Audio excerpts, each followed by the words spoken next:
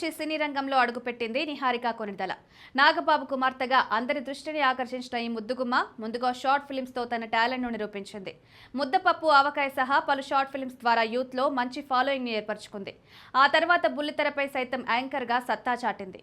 ఈ గుర్తింపుతోనే నాగశౌర్యతో కలిసి ఒక మనసు చిత్రంలో హీరోయిన్ గా టాలీవుడ్ లోకి గ్రాండ్ ఎంట్రీ ఇచ్చింది.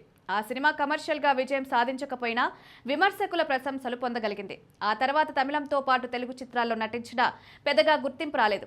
హీరోయిన్ గా ఆశించినంత ఫలితాన్ని మాత్రం అందుకోలేకపోవడంతో నిర్మాతగా తన ప్రయాణాన్ని మొదలుపెట్టింది.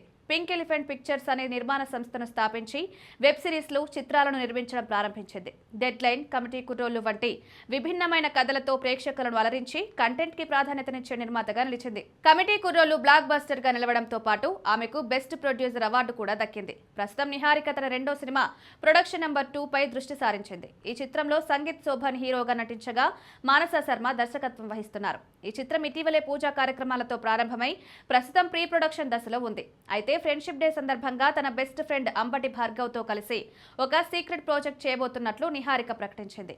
ఇది కొత్త తరహా ప్రోగ్రామ్ అని, ఇందుకు సంబంధించి అధికారిక వివరాలు త్వరలోనే వెల్లడించనున్నట్లు సోషల్ మీడియా వేదికగా ప్రకటించింది. ఈ ప్రాజెక్టు ఒక ఇంటర్నేషనల్ స్టాండర్డ్స్ కలిగిన వెబ్ సిరీస్ కావచ్చని తెలుస్తోంది. తెలుగు డిజిటల్ కంటెంట్ కు గ్లోబల్ టచ్ ఇవ్వాలనే లక్ష్యంతో ఇది రూపొందుతున్నట్లు సమాచారం. ఇక నిహారిక వ్యక్తిగత విషయాలకొస్తే జీవితంలో ఎదురైన విభేదాల కారణంగా పెళ్లికి ముగింపు పలికింది. విడాకుల అనంతరం నిర్మాతగా మాత్రమే కాకుండా నటిగా కూడా పలు సినిమాలు చేస్తూ బిజీగా కనిపిస్తోంది.